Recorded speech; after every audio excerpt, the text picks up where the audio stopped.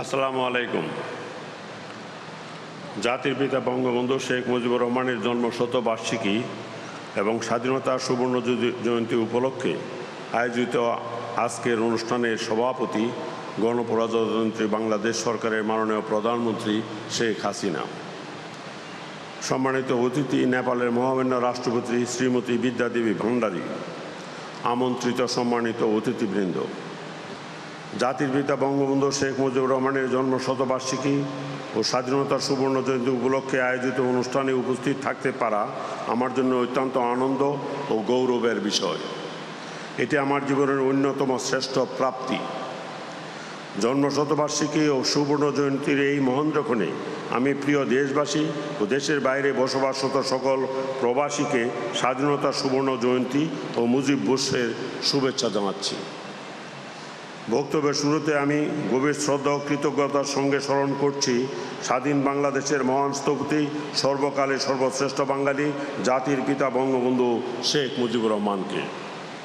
সশ্রদ্ধ চিত্তে স্মরণ করছে সকল বীর মুক্তিযোদ্ধা ও অমর শহীদকে, যাদের অসীম সাহস ও আত্মত্যাগের বিনিময়ে আমরা অর্জন করেছি একটি সার্বভৌম দেশ ও স্বাধীন জাতির সত্তা, পবিত্র সংবিধান ও লাল সবুজ পতাকা।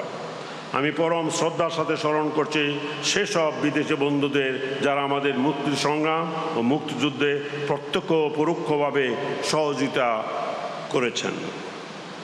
Honorable President of Nepal, Her Excellency Vidya Devi Bhandari, it gives me great pleasure to welcome you and all the members of your entourage to Bangladesh. I am delighted that you could make time to come and visit us to attend the historic celebration of the birth centenary of Father of the Nation, Bangabandhu Sheikh Mujibur Rahman, and the golden jubilee of our independence. We recall that you had very graciously provided a video message for the inaugural program of the Mujib Barsha when you could not come physically due to COVID-19 related restrictions and lockdown. We recall with deep appreciation the unstinting morals and material support that the political leaders and people of Nepal extended to Bangladesh during our War of Liberation in 1971.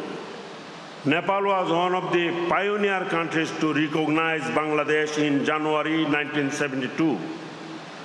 In recognition of this support, in 2012 and 2013, Bangladesh honored 11 distinguished Nepali nationals as Friends of Bangladesh. I express heartfelt thanks to Honorable President of Nepal for her valuable speech, which reflects the close and friendly relationship between the two countries. I hope your stay with us will be pleasant and enjoyable. I wish continued peace, progress and prosperity of the friendly people of Nepal. সম্মানিত সুধীমণ্ডলী, বঙ্গবন্ধুকে নিয়ে কিছু বলতে গেলে অনিবার্যভাবে এসে পড়ে ইতিহাস। যে ইতিহাসের যাত্রা শুরু হয়েছিল 1920 সালের 17 মার্চ তৎকালীন গোপালগঞ্জ মহকুমার নিবৃত পল্লী টুঙ্গিপাড়া থেকে। ছোটবেলা থেকেই বঙ্গবন্ধু নিজের সুখ দুঃখের কথা না ভেবে অন্যকে নিয়ে ভাবতেন। জীবনের প্রতিটি ক্ষণে যেখানে অন্যায়, অবিচার, শোষণ, নির্যাতন দেখেছেন, সেখানেই প্রতিবাদে নেমে পড়েছেন। কখনো নিজের এবং পরিবারের গণ্ডির মধ্যে বাধা পড়েননি। ফাঁসির মঞ্চে দাঁড়িয়েও গেয়েছেন বাংলা, বাঙালি আর বাংলাদেশের জয়গান। ফাঁসির সেলের পাশে কবর খোঁড়া হচ্ছে জেনেও বাঙালির স্বাধীনতার লক্ষ্যে তিনি ছিলেন অবিচল ও অনড়। আজীবন বাংলা ও বাঙালিকে ভালোবেসে গেছেন, স্থান করে নিয়েছেন মানুষের হৃদয়ের মণিকোঠায়। সম্মানিত সুধীমণ্ডলী, 1938 সালে শেরে বাংলা একে ফজলুল হক ও হুসেন শহীদ সোহরাওয়ার্দীর সাথে বঙ্গবন্ধুর পরিচয় ঘটে এবং প্রথম পরিচয়ে তিনি নেতাদের দৃষ্টি আকর্ষণ করতে সক্ষম হন। সোহরাওয়ার্দীর সাথে নিয়মিত যোগাযোগের মাধ্যমে রাজনীতি তার হাতে করি। তারপর থেকে লেখাপড়া, রাজনীতি ও জনসেবা যুগপথভাবে চলতে থাকে। 1947 সালে পাকিস্তান প্রতিষ্ঠার পর অবিভক্ত বাংলার রাজনীতি থেকে তিনি পূর্ব বাংলার রাজনীতিতে মনোনিবেশ করেন।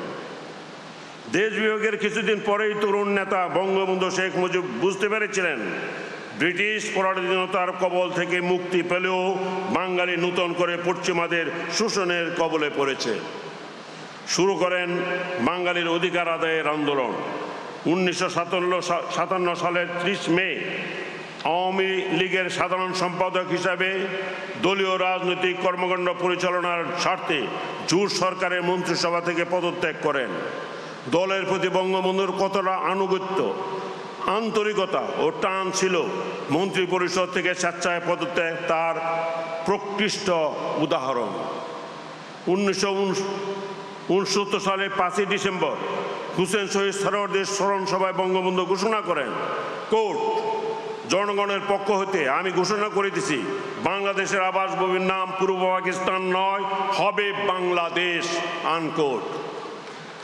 সম্মানিত সুধীমণ্ডলী, স্বাধীনতার পরপরই বঙ্গবন্ধু সরকার পরিচালনার দায়িত্ব নিয়ে যুদ্ধ বিধ্বস্ত দেশের পুনর্গঠন ও আর্থসামাজিক উন্নয়নের পাশাপাশি বহির্বিশ্বের সাথে দ্বিপাক্ষিক ও বহুপাক্ষিক সম্পর্ক স্থাপনের কাজ শুরু করেন। সবার সাথে বন্ধুত্ব, কারো সাথে বৈরিতা নয়, এই মূলনীতির উপর ভিত্তি করে এগিয়ে চলে দেশের কূটনৈতিক কার্যক্রম। দূরদর্শী রাষ্ট্রনায়ক হিসাবে বঙ্গবন্ধু 3.5 বছরের শাসনামলে তিনি 116টি দেশের স্বীকৃতি ও 27টি আন্তর্জাতিক সংস্থার সদস্যপদ লাভ করেন। 1973 সালের 23 মে তাকে বাঙালির মুক্তি সংগ্রামে অনবদ্য ত্যাগ ও বিশ্ব শান্তি প্রতিষ্ঠায় অবদানের স্বীকৃতি স্বরূপ জুলিও কুরি শান্তি পদক প্রদান করা হয়। সম্মানিত সুধী, আমরা স্বাধীনতার 50 বছর অতিক্রম করতে যাচ্ছি। এ দীর্ঘ সময় দেশের চেহারা অনেক বদলে গেছে। বঙ্গবন্ধুর নেতৃত্বে যে দেশ স্বাধীন হয়েছিল, অনেক চড়াই উতরায় পার হয়ে সেই বাংলাদেশ এখন স্বল্পোন্নত দেশ থেকে উন্নয়নশীল দেশে উন্নীত হওয়ার জাতিসংঘের চূড়ান্ত সুপারিশ অর্জন করেছে বাংলাদেশ। বাংলাদেশ এখন উন্নত সমৃদ্ধ দেশ হওয়ার পথে দ্রুত অগ্রসমান। জলে, স্থলে, আকাশে বাংলাদেশের অবস্থান সুদৃঢ় করতে চেয়েছিলেন বঙ্গবন্ধু। তিনি দেশকে সোনার বাংলা হিসেবে গড়তে চেয়েছিলেন। আজ মাননীয় প্রধানমন্ত্রী শেখ হাসিনা সেই অরাধ্য কাজ সম্পন্ন করছেন। বাংলাদেশের স্থল ও সমুদ্র সীমা স্থায়ীভাবে নির্ধারিত করেছেন।